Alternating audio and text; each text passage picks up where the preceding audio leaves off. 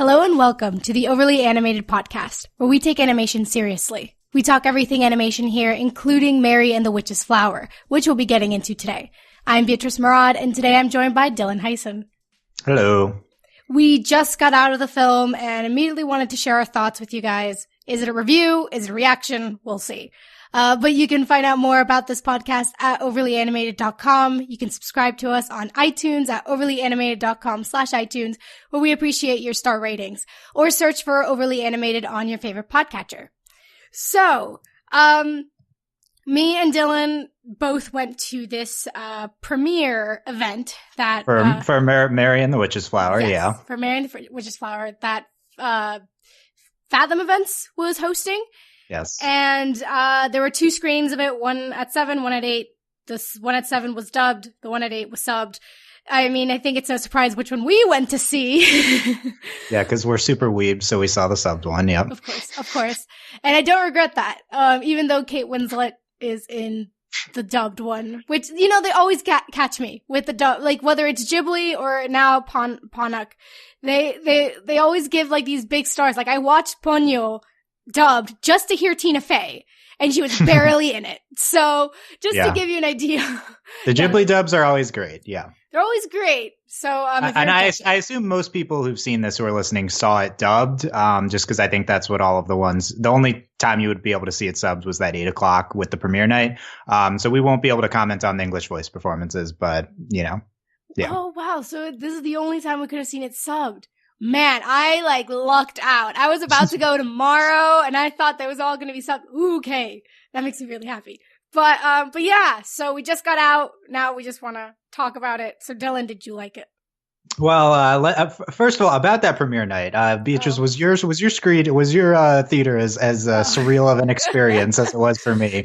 Because this is a children's film, and I mean, we're seeing it subbed, but there was one child in my theater. It was sold out, and it was just a bunch of 20-something similar people to me who were. It was like, okay, these are my people. It was a very surreal experience. I mean, maybe it's because I've gone to another screen. I went to last year. I saw Only Yesterday subbed at this very small theater. So I always assumed that it was always my people I was going to see it with. So it was never super surreal. But yeah, it was mostly young adult, people who our people basically. It was our people watching this movie, and yeah, no kids. I did not notice any children. If anything. Because it's a Fathom Events thing, they didn't show trailers, so I saw a lot of people mcoming in missing the first 20 minutes of the film or something. Same for me, yeah. And the things they showed before the movie, there was a bunch of anime ads.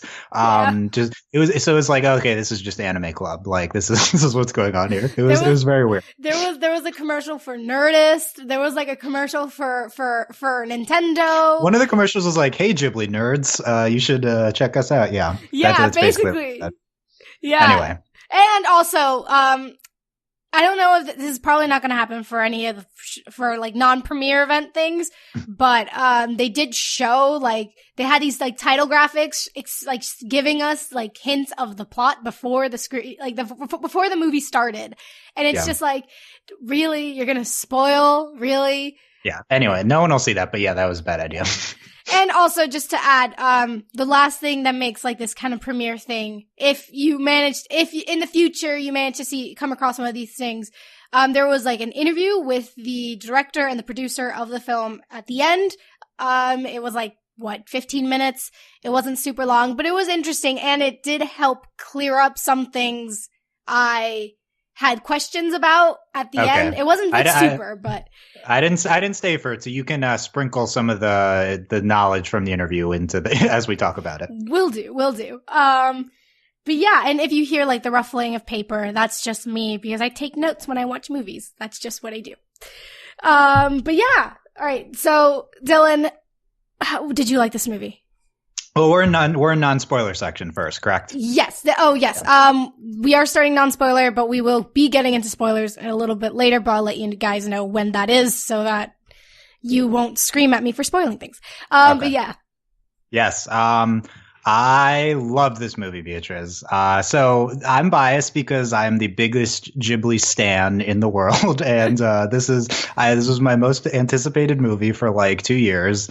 And it's not, it's not Ghibli, it's Ponoc. But it's clearly the Ghibli spin-off movie. The director, Yonabashi, he directed Arrietty, which I loved, and then When Marnie Was There, which is one, in my opinion, one of the best animated films of the past 10 years. Like, I just think it's absolutely incredible. And went into this movie, I don't know, it wasn't expectations. I just wanted it to be fun. And, it really was. I think I enjoyed watching this movie more than I have watching an animated film in a long time, like Coco as well. But, it's not spectacular. You'll read some tepid reviews of the film. Interested to see what Beatrice has to say, but I think that overall, I really enjoyed it. And I think overall, it's very good. It's certainly gorgeous. Watching it in a theater was excellent. And it's the plot is thin, but I really latched on to Mary, the main character, and I think her characterization was pretty good. And I like a lot of what the movie does with this magical school trope. And that's kind of that's going to be one of the biggest things to talk about. But if you're looking for plot, not a ton of it, even less than your typical Ghibli movie. But I still really, really enjoyed this. That's so great. I really enjoyed it too. I agree. I mean, I would say that this has more plot. This has the plot of it has more plot than like Totoro, for instance. Like, this is, and there are little nuggets in there of things that you can like sink your teeth into a little bit more. Like, I agree with you that this is a beautiful film. It's a blast. Like, this is just a fun thing to see. It's a joy to watch. Like, I don't know if they included the interviews in the runtime for this movie, but from what I saw, it was like 2 hours and 5 minutes. That's not that includes the interviews. It's only an hour 40 on its own. Okay, got it. Well, it flies. Like, it doesn't feel like an hour and 40. You're just like it starts, and by the time it's over, you just think like, whoa, like that was a blast. And it was really great again to watch it in such a big screen. Like, the end, I can't emphasize enough how much of a difference that makes, because it's just so beautiful to see. Like, the colors, just everything just is so, like, it's awe-inducing sometimes. And yeah, this is clearly akin to the Ghibli formula in a way. If there's a formula through Ghibli. It is a little formulaic. I mean, there were so many things that I called. I was like, okay, this is gonna happen now this is gonna happen. But maybe that's because I watch a lot of movies, so I'm just used to story beats. I heard gasps in my theater. I heard laughter in my theater. Like, it was like it was just really great to watch it with an audience, because then people would just like, there was just this humor. The humor worked better. The plot points just like hit stronger because it's just with more people. So people were able to like, it's a domino effect. One person gasps and another, and all that. But it was a really great time. And, I think my biggest nitpick would be the villains. We'll get more into detail why later, but, I will say that they're not my favorite of the Ghibli villains. I mean, I know that it's not Ghibli, but it's Ghibli. It's not, but it is. I haven't seen, When Marnie Was There. I haven't seen The Secret World of Arrietty, I think is the title of that one. I haven't seen either. I wanted to watch at least one of them before watching this one, just to get a taste of the director and how his style works. But where would you rank this in those three films?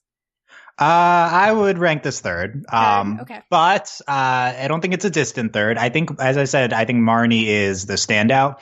You'll find some people that don't think Marnie's that good, but I think it's a masterpiece. And then I think this movie is similar to Arrietty. Arrietty is also a little thin on narrative. But I'd probably initially put Arrietty above this, but this holds its own, I would say. Gotcha. I mean, I think something that the director said in the interview portion was that when he was making When Marnie Was There, he was thinking about like little kids, thinking, are they gonna enjoy this? Is this going to be entertaining for young children? So for this movie, he really wanted to make a movie that was entertaining for everybody, but for like young children that maybe are possibly hard to sit still, that they would be also enthralled by this.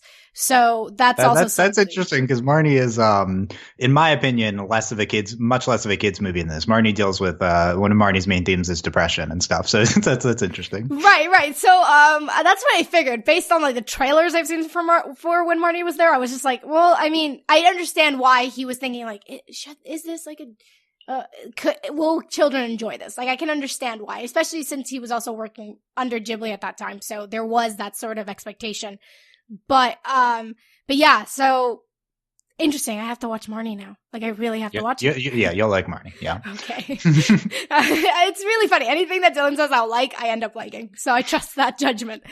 But yeah, what did you think of just like, what did you think of the villains? Just before we get really into it, because that was the biggest thing for me. Like, did you? Well, we can't even say who the villains are without getting into spoilers. But yeah, look, anything specific outside of Mary herself is weak. So like, there's nothing you could say. You don't need to call out the villains. You could call out the narrative, the magic school, any single specific plot element. Peter, and there's not a lot there. And so I don't know. There's not a ton to say about them. And I guess that in particular, the movie wants to spend a lot of time with them.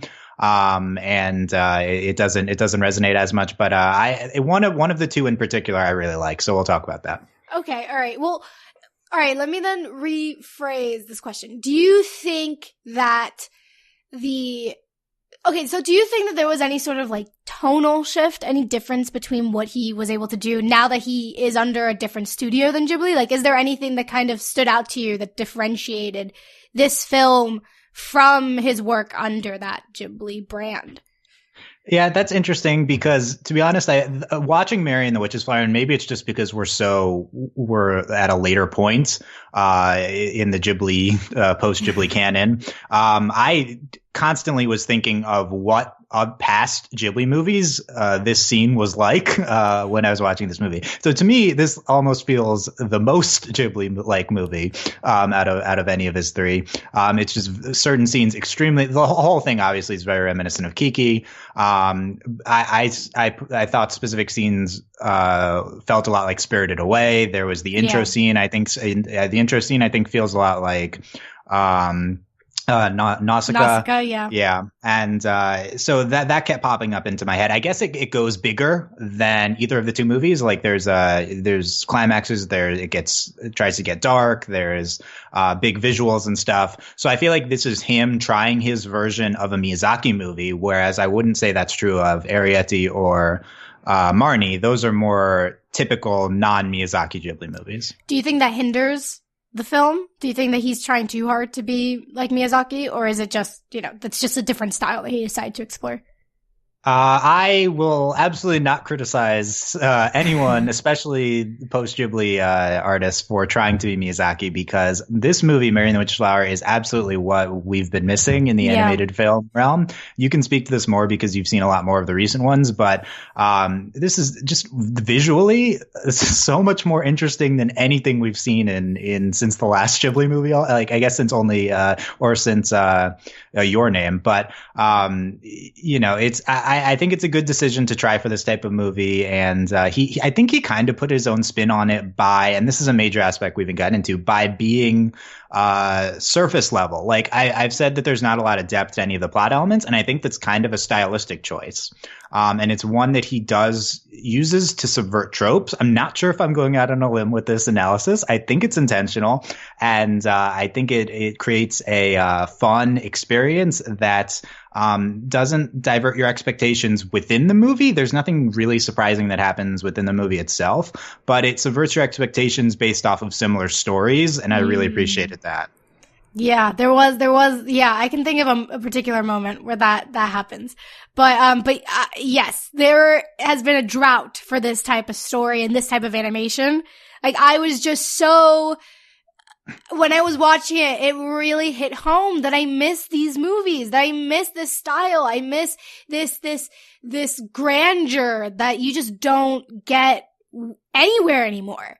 Because, you know, like, you don't see this with like, this is a hole in me that neither the best Pixar film or the best Disney film can fill. Neither, like, this is just, there's this innate sort of beauty into this style that unless someone commits to it 100%, we're not gonna get. Even Your Name, which is a beautiful film, such a joy, it's not the same. There is this,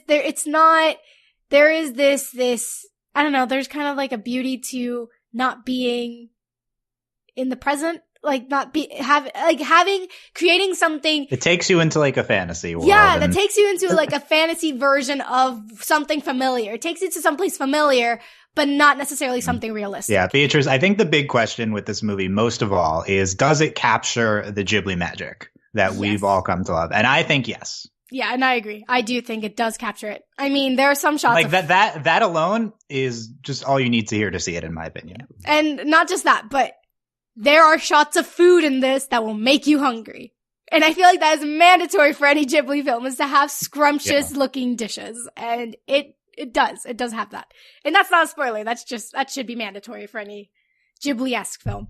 The biggest asset is the visuals. It's stunningly visual. And back to the previous thing, to be honest, I take this, I'm not necessarily saying it's a better film, but I enjoyed and needed this more than Coco.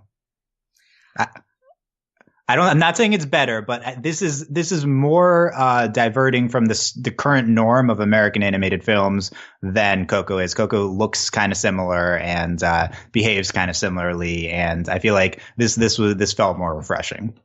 Yes, it is absolutely more refreshing. Oh God, please don't ask me to rank this in my top 5 at the end. Please don't. That's get there by the end. Yeah, there's definitely some, like, for instance, there's a movie I saw recently, Have a Nice Day, which is this Chinese animated film. And similarly to this, even though it's drastically different, it is not similar in tone, anything. But in the same way, it also, like, scratched this, it was refreshing to me because there is this kind of, I don't know, I feel like American animation is stagnating a little bit. Where we're just kind of, I don't know, it's just, there's no surprise in it anymore, no matter how stunning it is.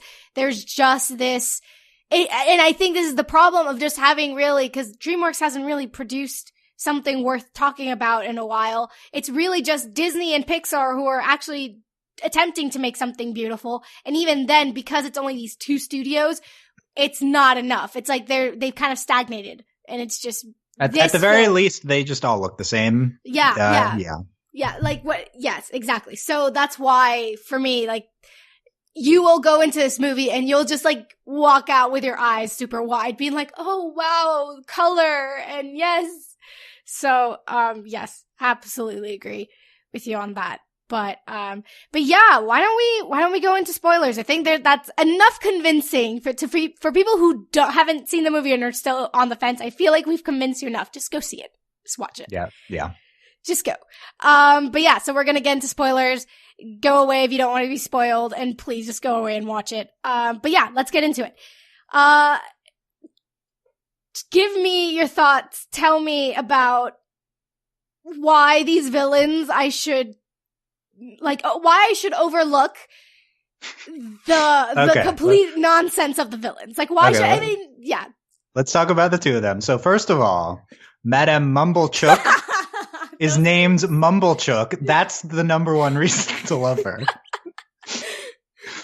I thought she was fantastic. She gets not interesting when she becomes evil, but before that, I think she's great. And I think it's funny seeing her interact with Mary. I just really enjoyed Mumblechook. She takes the water form. I don't know. She's visually really interesting. Dr. D, there's not a lot there, but he reminds me a lot of the Boiler Room man in Spirited Away. Yeah. He doesn't have like a ton of legs, and he's not like he's fully human, but I thought he was fine. There's no standout. There's no standout Nausicaa or Mononoke female villain here. Like that, Mumblechook isn't as good as those, but I thought they were fine. I just don't, because look, there is potential there, okay? Like, you have human experimentation, you have experimentation of animals. I think my biggest issue with this film is that it's not trying to say anything. Even though, like, usually with, like, a Miyazaki film, it's like, it has something it wants to say. So, when I see these villains, I'm like, oh, you could have done something really interesting. Like, why do they want all this magical power? Like, why are they driven to, like, experimenting on their own students? Like, what is it that made them go crazy? Yeah. Cause, and there's this, in the interview with, the director, he said that he always wants villains that in their eyes, they're doing something they want. They're doing something good. And I didn't get that in this movie. I didn't, like, he's saying I feel like he's saying something, but what he actually produced is another thing. And I'm trying to grapple with it, cause I just remember thinking like, but what? Like, there's potential here. And I was writing down notes when this happened, so I didn't 100% catch the line, which is something that happens when you watch a subbed movie, even if I was like, but again, like, my Japanese isn't 100% great, but it's still somewhat there.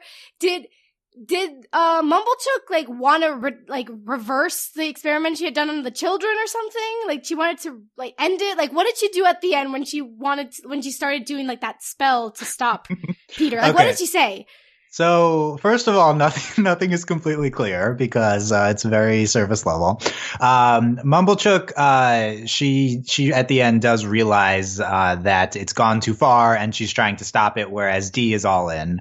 Like, Mumblechook realized, like, oh, we created a monster, this isn't what we wanted, and then she's trying to reverse it, yeah. Gotcha. Okay, well, here's the thing. What if, like, what's driving her from now on after she loses all these students is trying to bring them back? Suddenly that makes it all the more interesting, where I'm like, oh, that's why she keeps doing these things, because she wants to bring them back.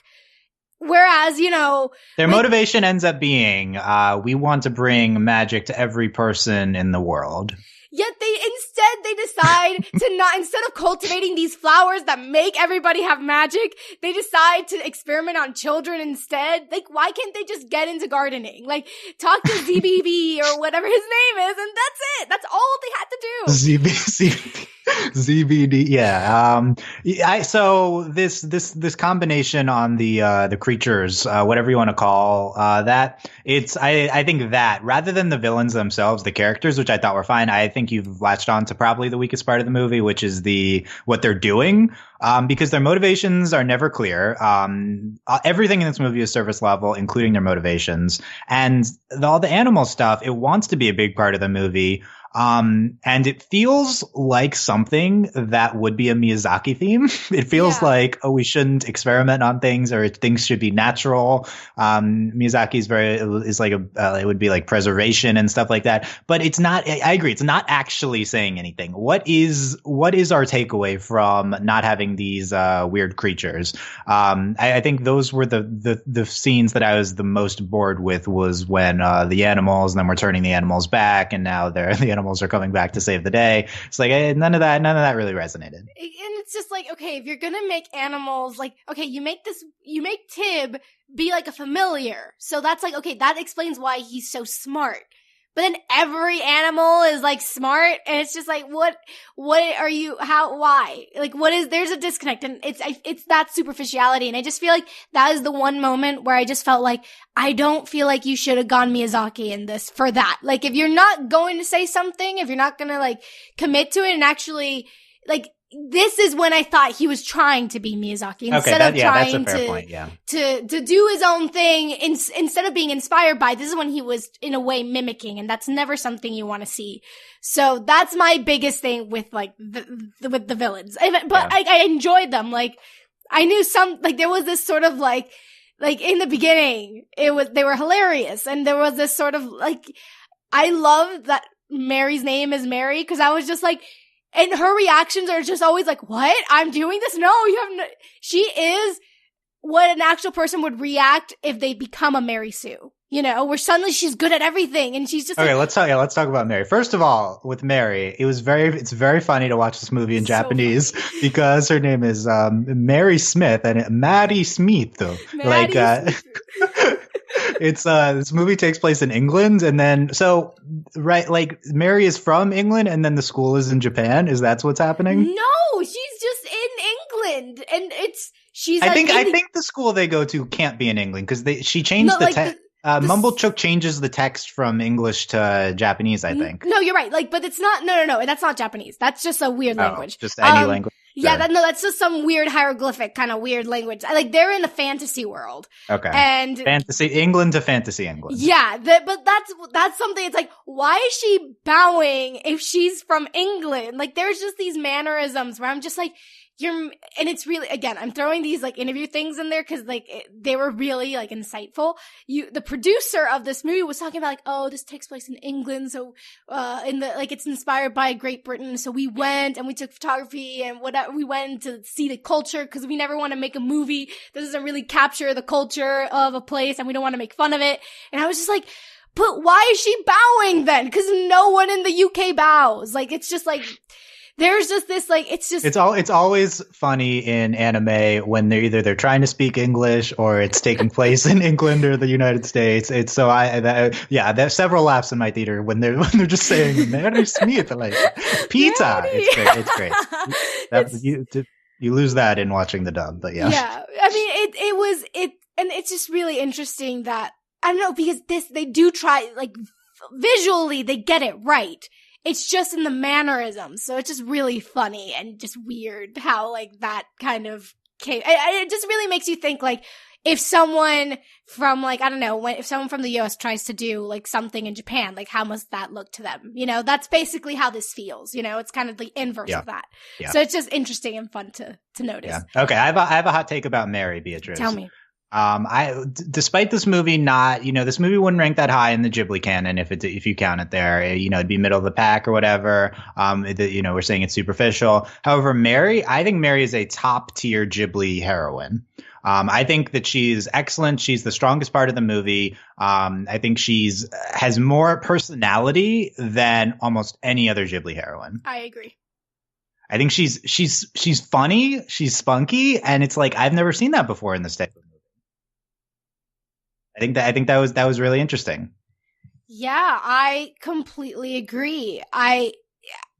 There's just this usually that type of character is reserved to a side character in Ghibli. Usually the main character is pretty, I kept thinking about Spirited Away and how, in Spirited Away she just kind of goes with the flow. She just kind of just, she just is my parents just turned to pigs.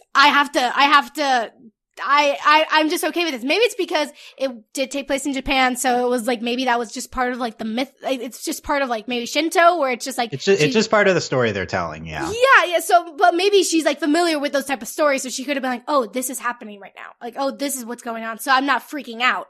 But with Mary, she's actually reacting and being what is going on? And what, I don't know. There's just this realness to her, this that she actually feels like someone instead of things just happening around her, she's very much involved with everything in a sense that her emotions. She's very expressive in that way.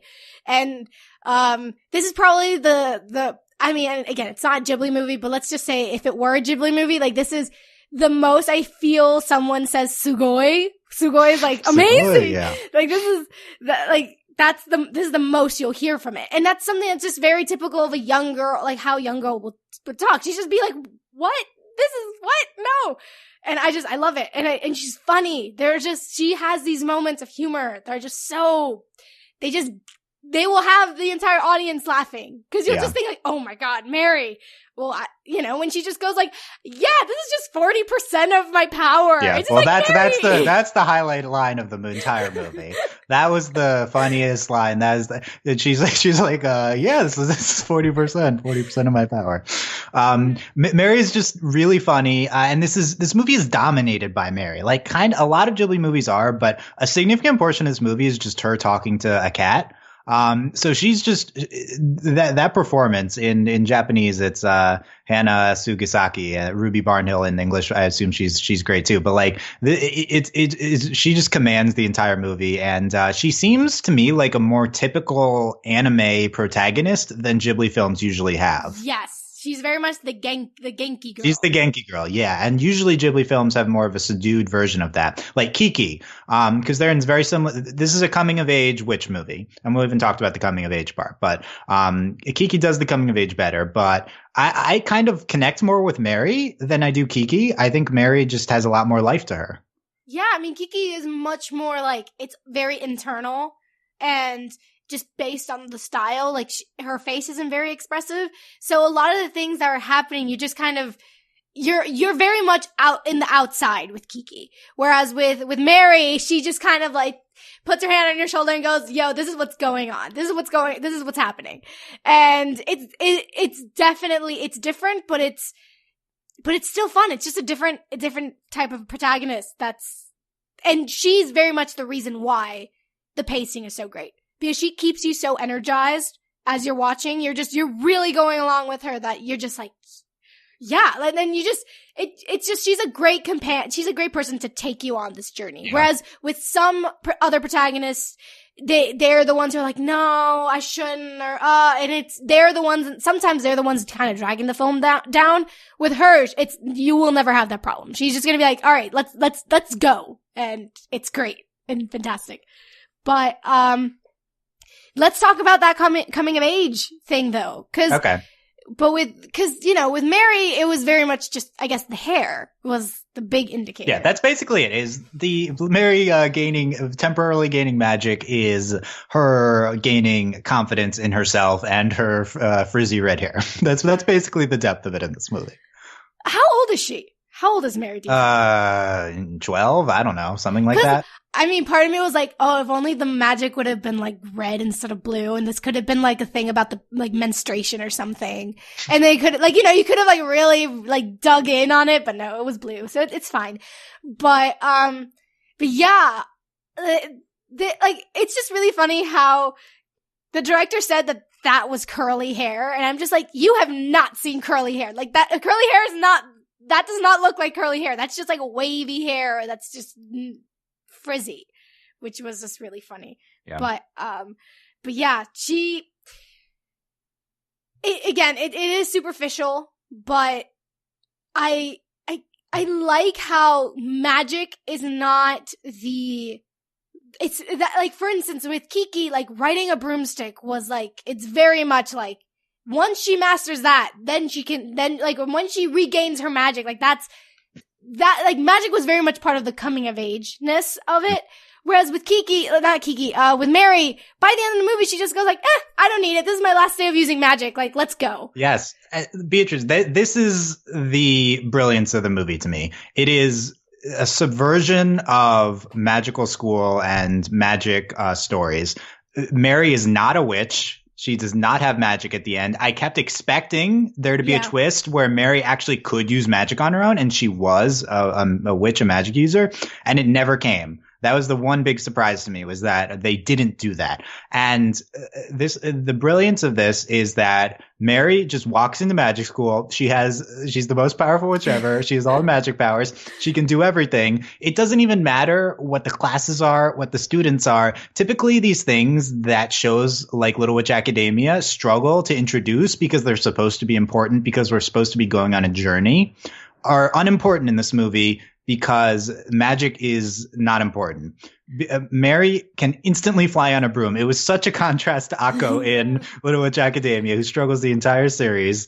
And I thought that's, I feel like to a certain extent, this movie is laughing at Little Witch Academia. And, obviously not, but because they came out at the same time. But, it's like this movie is subverting Harry Potter, basically. Like, the best opposite. The best scene of the movie is when Mary comes to Endor College for the first time. And the whole sequence of her seeing everything, her being guided by who turn into the two professors, turn into our two villains, and her, it's like, oh, I can use disappearance magic. Oh, I can, and then she unlocks the thing. And the 40%. All of that was so brilliant to me, and I wish the latter half of the movie was as brilliant as that sequence and as subversive as her just like completely ignoring all this fantasy and all this magic. Oh, I mastered it already. Oh, and it's only temporary, and it's not. And like the climax is not as resonant as that, not as special. But it's still all fine. But yeah, I just that whole sequence of her entering the college, I was so in love with that. I will say that when Mumblechook was saying like, oh, we have like magic chemistry and magic this, and it's just like this, it's just like a typical schedule, but just with magic before it, which was really great. But something that I find, I have a theory, baseless, and I'm just going off this because the director was one of the key animators on Howl, but theory, Peter is Howl. Cause he looked like Howl. Theory, there's one scene where he kind of turns into Howl, yeah. Basically. And I'm just saying, like, okay, Mary, like, she just like, she refuses magic, whatever, but you know, Peter had this huge experiment done on him. I'm saying there are there is an after effects to this, and he suddenly is able to use magic permanently, you know, and because apparently magic keeps you from aging the normal way, because I never understood why the villain, if her great aunt was Charlotte, if she was like younger than the professors, why does she look older than they are? And then when Mumblechook loses her magic. I don't know. Basically, there are moments in this where there's a lot of like nuggets of like there's nuggets of mythology in here, of like world building. Yeah, enough for me to fanfic, enough for me to write a bunch of fanfic and be like, yes, but because this is the reason why this happened. It's enough for to get imaginative minds like my own going, but it didn't. That was enough for me to keep it from calling it 100% superficial. But, so there's stuff there. And yeah, Howl. Like, this is a prequel. If you start Howl immediately after this, it's like, you could easily put 100 years later, and then there's Peter being Howl.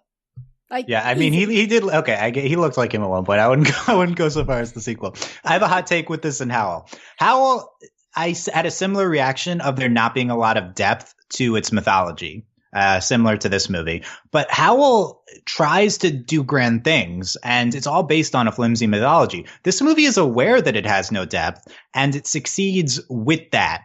Whereas Howl struggled because it didn't have anything beyond the little it presented of its mythology. And not necessarily saying this movie's better than Howl, but I think it succeeds in its mythology more.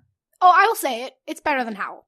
Like, I'll say it. No problem. I mean, there's people that love Howl. I'm not, I'm not necessarily one of those people, but I think this could be better than Howl, yeah. Oh, no, totally. Like, I'm one of those people. I adore Howl. But the thing is, like, that movie, it's evident that there were production issues when you're watching that movie. You can clearly see holes in story, in things not working out. And it's been documented. People have said, like, they had to change directors late in the game. Originally, Miyazaki wasn't the one directing it. So there are some evident issues there. Like, that movie was like could have been, but just things got in the way. Like, I feel like, I think Miyazaki said in an interview once that that's the movie he thinks about the most. Cause he always thinks like, oh, what could I have done to change it? So, this one is far superior, and I agree, like, this one doesn't take itself so seriously as Howl did, and it also, like, again, like, it didn't, and it's similar to Howl in that it is an adaptation of a book, and it just kind of, I haven't read that book, but in Howl's Moving Castle, like, the magic is much more present, it's much more prevalent, so it just kind of had all this mythology and just kind of rejected it and just did its own thing. Whereas with this one, like, the rejection was fine because they were owning up to it, I guess. They were just like, yeah, magic is like, that's not the point. The point isn't magic.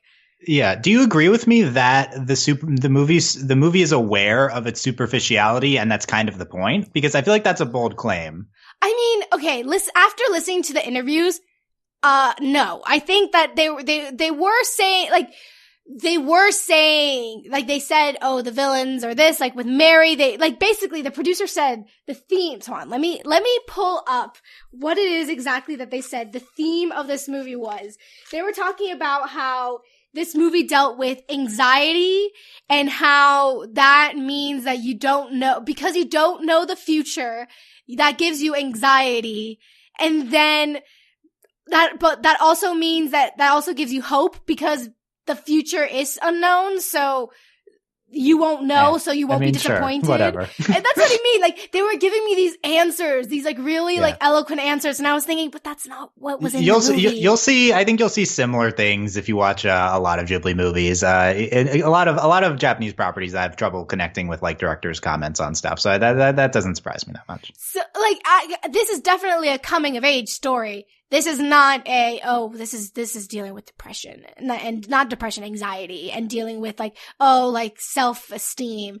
Like it was trying to comment on self-esteem with the red hair totally, stuff, totally. It was like the self-esteem was there, but it wasn't like in other like films that it really is like part of every little aspect. Even the magic is part. Like in Kiki's, self-esteem is like it really hits you over the head. With Mary, it's just kind of like, like it's lighthearted. You know, it's just like, Kiki's is better like thematically with that type of stuff for sure. Right. There is this kind of like the themes, even the themes in this. It doesn't.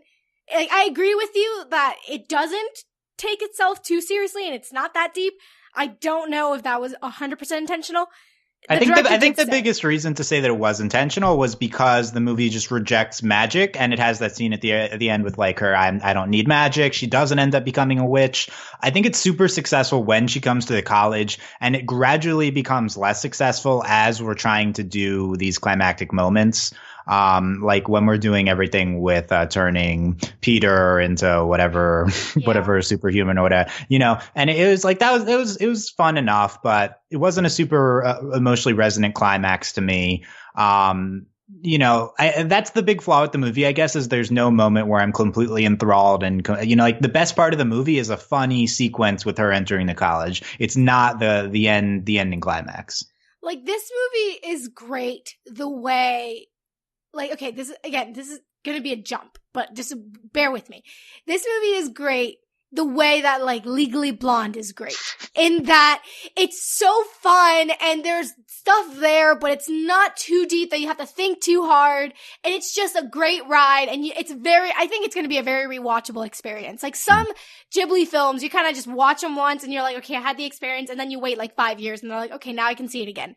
Whereas with this, it's like this is a movie that you can this has kind of that kind of like popcorn film character, like that. It's just like, it's fun. You're gonna have a great time. It's gonna be a joy and it's gonna be great. Whereas, you know, other, like Kiki is more like Lady Bird, where it's like, you know, it's much more introspective. It's like nothing happens, but it does happen and it does play with your emotions in that way. Whereas this one is just like, you know, it's just like, haha, let's go. And it's great. Two different types of movies. Both are great, but they have their pros and cons, I guess. They have their pros and cons, I guess, in that sense.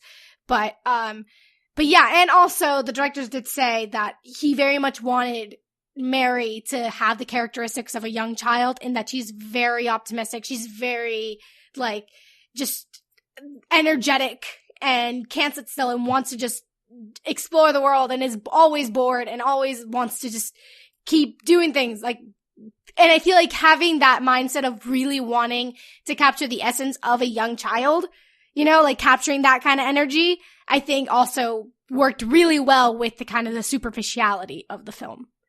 Yeah, the superficiality, it doesn't spend a lot of time on anything. It's only, you know, hour 40 to hour 50. If this movie was 2 hours 20 and trying to do a lot more with these elements that weren't that successful, it would fall apart. But because it's such a tight unit and because we, yes, the things the villains are doing aren't that interesting, but we don't really spend that much time on them. Yes, the twist with her great aunt being the girl we saw in the beginning was very obvious. but it's not a big deal. It's just like, okay, we do it, we're moving on. This movie doesn't, there's no huge flaw because it doesn't, it avoids all that. It just keeps moving, and it keeps focusing on its strength, which is Mary. And I do think the lack of focus kind of thematically works with the lack of magic at the end. See, but couldn't have there been like, again, this is me fanficking now, but wouldn't it have been really cool if, cause when Charlotte like in the beginning, when she I don't know, when she loses her broom and falls into the forest, you see her hair go black. So then I was like, oh, well, maybe Tib is actually the witch.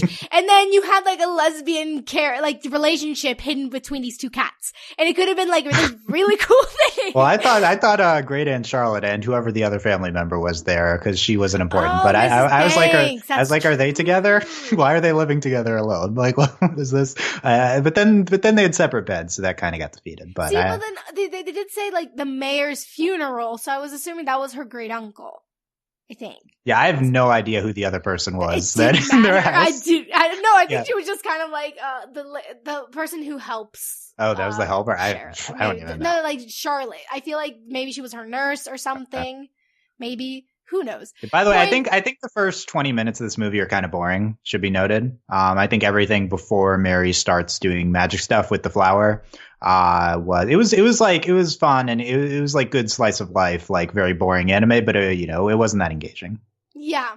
But I feel like it needed to happen in order to because it had that been it needed to be boring. I feel like that definitely was intentional. It needed to be calm because it really sold the fact that Mary was really bored, and the contrast between that and the fantasy world is so stark. Yeah. That you barely remember it, but the only potential problem is that none of her people from England matter, so spending time with them is kind of pointless. I mean, what does it even matter if we have any sort of introduction to Peter before he becomes the damsel in distress? Because he's no characterization anyway. He was just, I thought he was just kind of like, what's his name? He has less characterization than him, but I think his name's Flynn from Tangled. He's just the guy that's supposed to be, he's the attractive guy that basically, okay, so the story with Flynn is that they got all these female animators at Disney, and then they were like, okay, we're not getting this character right. What do you find attractive? And then they kind of were just like, these are the characteristics of what's attractive in a guy, and then they got Flynn, which is, I think that's his name. Is that his name? Finn? I don't know. Finn. I don't know. The guy who gets together with Yeah, it's a good comparison. Do you like Peter in this movie? I mean, I think he's Howl, so I think he's pre-Howl, and I'm committing to this theory. Stop with the Howl headcanon. Okay, fine. I think he was fine. He wasn't I was expecting him to be that, the guy who's gonna treat her badly because he likes her, which I hate. That's a horrible way of thinking and treating, that's a horrible way to teach boys how to act in front of girls they like, is to have them tease them. And I like that he just did that, he didn't even really go super into it. And he just, he's just like a good kid. And I was just like, all right, great. There was this moment in the beginning where when she tells him, my name's Mary. Don't call me that. And then 2 seconds later, he accidentally calls her that in frustration. And they act like this is the biggest betrayal. And I was just like, he calls her red monkey or something. And she was just like, how dare you? Yeah, she gets very flustered with him for kind of not a lot of reason. Yeah. For not a lot of reasons, just that he's there. You could have Peter change. You could change Peter with any other. You could have another male character and switch. Peter is just nothing. Oh my goodness, I don't care because he wasn't important. And the red monkey thing is his best thing, by the way, because then that's the best element of Peter and the animals. Yeah, when you see the actual red monkey, sweet. Yeah, and then he gets the her jacket too. The thing I like about Peter is that he is the damsel in distress, and he's the guy, and that's all he is. And I think it's a good gender subversion. Yeah, basically I feel like that's the point to his character, which was just he was the one that needed to be saved, and she was the one to save him. Yeah. But what about other characters? What about Charlotte? Did you get annoyed that she wasn't even willing to fight back. She's like, I would have much rather preferred Charlotte to be like, stay there, let me go. And then, I don't know, like, and then maybe there was like a little hint that she was like ill or something. And then, I don't know. And then, Mary was like, no, you can't. You can't do it. You can't do it anymore. Whereas instead she was just like, I'm not a witch any longer. And I was like, but why don't you have magic? No one told me why you don't have magic anymore. Like, that's another story that you could have, like, that was just very convenient. And I wanted her to have also a hurrah. Cause like in that opening sequence, I was like, oh my God, who is that? Like, tell me who Charlotte is. Charlotte ultimately does not matter, much like every character that is not Mary. And that's the best aspect of her, I think, is that she doesn't come to save the day because now Mary can save the day on her own. Totally. And I don't want her to save the day. I just wanted her to at least try, be a little bit more active. Like, I wanted her to be forced to not go. Whereas, or really not be able to go, not just conveniently say like, oh, I can't do it anymore. And it's like, why? Like, if that was the way she was going to do it, I wanted her to like tell me why. Yeah. But I think nothing of Charlotte. She didn't end up being anything. She was the girl in the beginning. That was the thing. Maybe that's the subversion, is that in my mind, all of this is a subversion. Yes, I agree. Like, and I don't think the Charlotte thing was intentionally a subversion, but I think it works as a subversion of that type of character. Okay, and last thing on Charlotte before we move on. Last thing. Okay, when she's showing Mary, like, the flashback, why does she go young again? I can make it, it's like, why isn't, like, elder Charlotte enough? Why does she have to go, it's a visual aid for us. I think that's I guess so. But at the same time, I was like, no, show me, like, she's just as great at whatever age she is than when she was younger. Don't be like, I was about to get my ageist pitchforks. I was like, don't do this. She's great no matter what age she is. She looks similar to Mary, so it's a nice visual device to see her because she looks like Mary and see her interacting in the past. Yeah, and that is a hint with Ghibli where like when they're young, you have these beautiful women, but then when they're old, they look nothing like their younger selves, which is pretty interesting. Because that happened also with Lapua. Yeah, that happened with the pirate queen. But yeah, Tib and Gib. Why haven't we talked about Tib yet? Yes, Tib is the greatest magical cat there is. And this is not a hot take. This is just fact. Because that look, that expression is genius. I adore them for making this cat who's just this wonderful mix of an actual cat and, what's his name? The cat from Sabrina the Teenage Witch, where he's just sassy and he's just like done. He's just so shady and it's the greatest thing. Like he's just over it and I love it. But what do you think about Tib and Gib? Well, Gib doesn't matter, but Tib does not talk. That's the most interesting part, I think, of Tib, because Kiki, the cat and Kiki talks, and the cat and Kiki is iconic and incredible. But what they do with Tib is so fascinating and excellent, because Tib is maybe the funniest part of the movie, and we just see shots of this cat emoting.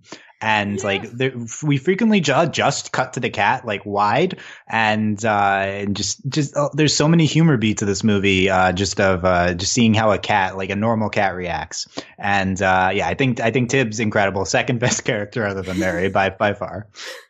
And also that I love, again, we're going back to the subversion thing. She's like, oh, the cat turned gray. Oh, the cat's black now again. And it's like, and everyone's with it. Everyone's like, yeah, wow, this cat is magical. And it's like, no, they're just two cats. Like, that was clearly taking like, that was, more than anything, that was the moment where I was like, okay, they're very much aware of the tropes in this type of magical girl genre, and they're playing with us. And I was like, yeah, that's another great example. At the very least, the movie is definitely intentionally subverting typical magic stories, and it is highly successful in that regard.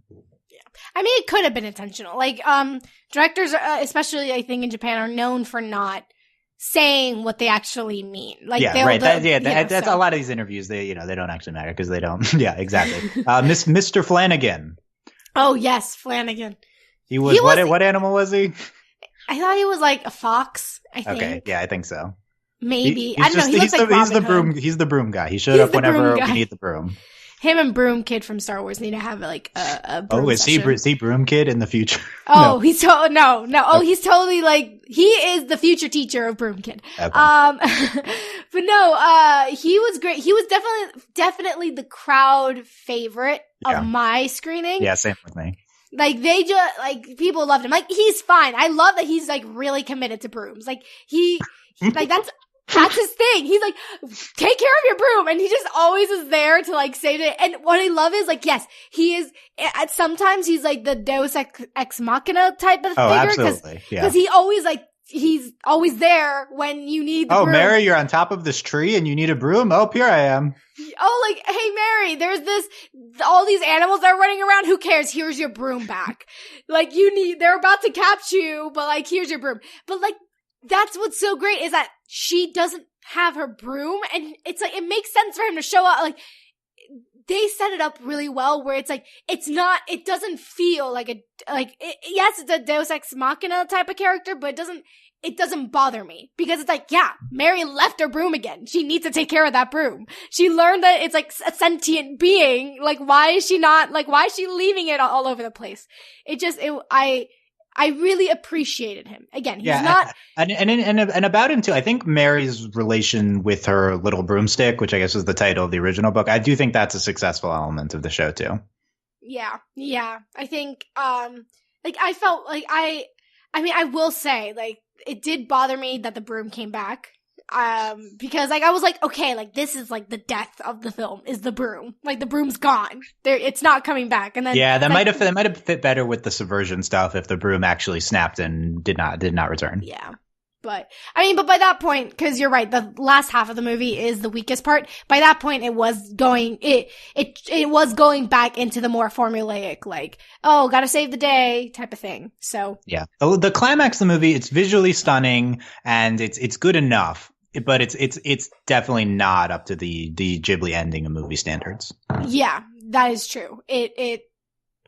I mean, it's not weak because I feel like that's the very point of my Howl theory, but it's again, it is disappointing that after like, oh, like here we are going on this ride and suddenly it's like, oh, it's just like every other ride, even though it could have, I mean, I don't know how it could have ended it differently.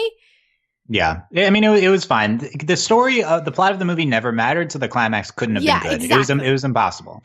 There were some stunning shots of like her and Pita casting the spell at the same time. Like, I think it was super gorgeous. Yeah. And I love how, I mean, I love how Beatriz, the most prominent spell in this movie is get rid of all the magic. That's the one they cast twice, and they don't. That's like that's so representative of this movie, just like not caring about magic and magic stories. Yeah, it's basically saying like undo the spells, undo the spell. Like the best. This is the anti-magic movie, and that's why I love it. That is like the more I think about it, the more you've sold me on this because Good. It is essentially everything it's trying to say is magic not worth the fight, and everything that like every transformation that is not like that's wrong, and that's like that people like everything's fine in its most natural state, and you even get that with her hair. You know, she had it tied, and then she finally lets it loose. It lets it go natural, which is again it ties in everything. It's just magic is It's a very, despite being full of a lot of magical hijinks, this is a movie that is very much saying it's fun, but you don't need it. Yeah, screw magic. That's what Mary and the Witch's Flower says. Basically, or not screw magic. If you run into magic, enjoy it, but don't just have fun with it for a day and then toss it away. Yeah. You know? And I kind of like that. I kind of like how this is very much similar to like Spirited Away. It very much, even though like having it be Charlotte, that is the one that was the previous witch, kind of ruins it a little bit. I like how this felt like very much an adventure that happens within the span of like 2 days. And by the time her parents come home, like she's like not gonna, like it's gonna be something like she's not even gonna be thinking about it. It's kind of similar to Spirited Away that it happened and then they return and it's as if nothing ever happened. Whereas, and with this one, had Tib been the witch, then maybe it could have been very much like it would have stayed with the kids. but instead Tib was the witch. You want the Minda from one of the recent Zelda games, but it's like Spirited Away in that it goes back to normal, but Spirited Away was this huge event in Chihiro's life. It was hugely impactful for her, and Mary is fine. She's fine. None of this really mattered. Yes. Like this, again, it's Spirited Away in a sense that it's time. It's like this very, like, it feels like it only happened in a very short amount of time, even though you don't exactly know how much time passes with Spirited Away, because there are theories and evidence that time passed a lot. But I was nervous. I thought that we were gonna get, like, when she disappeared, I thought it was gonna be based, like, similar to Totoro, how there's, like, that theory about, I'm very into theories, guys. About that theory of that girl that disappeared in that forest, and that was the basis of Totoro. Well, I thought that was gonna be something similar here, that there was gonna be enough clues, and then it's not. And maybe that's a subversion in and of itself. You know, who knows? The more I think about this movie, the more I really, really like it. I mean, not that I didn't like it before, but that's something that I enjoy, because sometimes the opposite happens, and that's never fun. But I don't know. It's possible I'm reading this in a way which was not specifically in the intent, but I got to experience it in a way in which I really, really enjoyed. And this was, I think, overall the most fun I had with maybe any movie, if counting this as a 2017 movie. It was just so much fun. Like, I think this was so much more fun than Coco. The difference is Coco was hugely emotionally resonant at the end, and this movie had nothing like that. So I think it's really hard to compare the two if we're looking for, like, top animated film. Yeah, that's very true. And again, it's also subjective. Like something that I always look for in film that I value greatly is rewatchability. Like, if I can watch something again and again, that has to value for there has to be value in that. So, but there are some movies that are fantastic, and I can't watch again. And this one has more rewatchability for me than Coco does, if that makes sense. Yes. Yeah, I mean, we'll have to see when we get it on DVD soon enough, I think. So hopefully. I mean, it's getting shorter all the time, from release from theater to release to DVD release. Yeah. But again, the only thing with G Kids is that usually their films are hard to, like, I don't know if they're often leaked.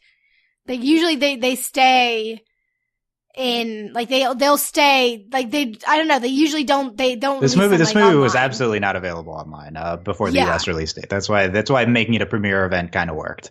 But at the very least in Japan it'll be released on DVD. And the only thing with G Kids is hoping with the super long shot that this will sneak into the Oscar best animated film crop. There's probably like a 5% chance of it getting in. Please put this in over Boss Baby. Please. Please. Like, and that's another frustrating thing is that ever since Ghibli ended really production, they, like, just kind of the Oscars just kind of ignored Japanese films, like animated films at least. It was just kind of like, okay, Ghibli's done, so we're not going to continue. Yeah, basically, Marnie was nominated for Best Animated Feature, which was a great nomination, and then they completely ignored Your Name last year, which is just aging worse and worse by the month as that movie is going down as a classic. So, not optimistic with the current state, but anyway. But yeah, so please. Oscar voters, do yourselves a favor. They voted already. It's done. I know. But I just need to say it. Like, don't put Boss Baby over this. Like, you cannot. It's happening, and you're going to be so upset. Don't make me say Academy Award nominee Boss Baby. Just please don't make that a thing. I'd rather Ferdinand or The Star. I'd rather The Star get it than Boss Baby. We'll see on Tuesday. Oh man. But yeah. Are there any, like, final thoughts that you want to say about Mary and the Witch's I'd like to talk about when Marnie was there again because no, but we could do a revisiting. And I'll watch it. Oh yeah, the witches. Oh yeah, we didn't even talk about the witch's flower itself, but oh my god. maybe it's because I'm playing Breath of the Wild. There is a flower in Breath of the, I think of the Wild like that looks just like it. There was a lot of this movie that was like, that looks like Breath of the Wild. No, that is a good thing because that game's gorgeous. Yes, it's a great thing. But I didn't know if that just meant that that's just part of the genre or if it was just like I didn't like, I'm happy with it because I love how that looks. But at the same time, it's also like, is what we're seeing as original as I think it is, even like, you know what I mean? Like, you know, there's, I don't know. I feel like it's like, I'm confusing genre with originality, and it's just kind of like, okay, like it's like you still need, like, I don't know, flowers can only look so like different. I don't know, or maybe like I said earlier, I think a lot of elements of this movie seem very reminiscent of previous Ghibli and other movies. So right. So it's just kind of like, okay, style versus originality. Like, what's more important? And I feel like because the style is so pretty, I don't mind it. Yeah, if that makes any sense. But overall, I really love the movie. Maybe I'm reading it in a way in which gets me to love it, and that was not the point. And maybe the superficiality is just a complete negative, like a lot of these reviews you're seeing would say.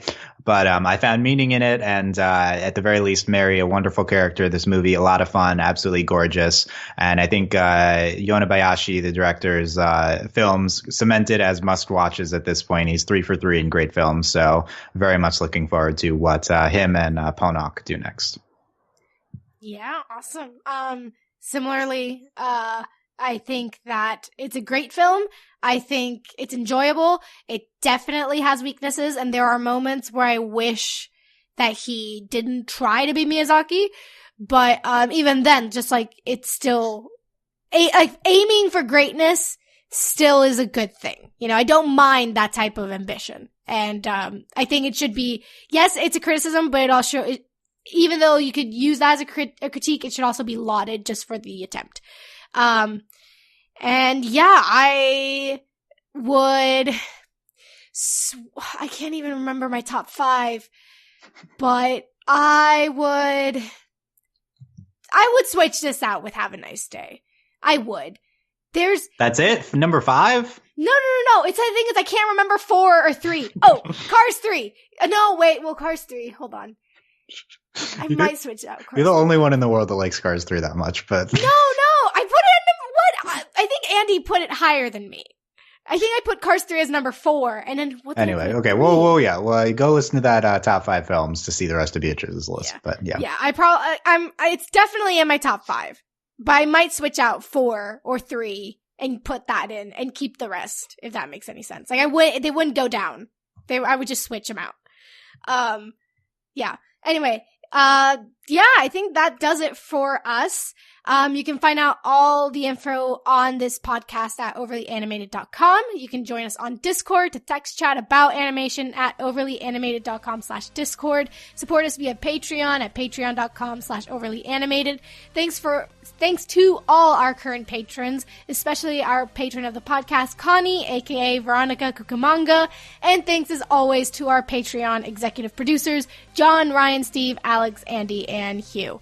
Thanks for listening, guys. We'll see you next time. Bye. Bye.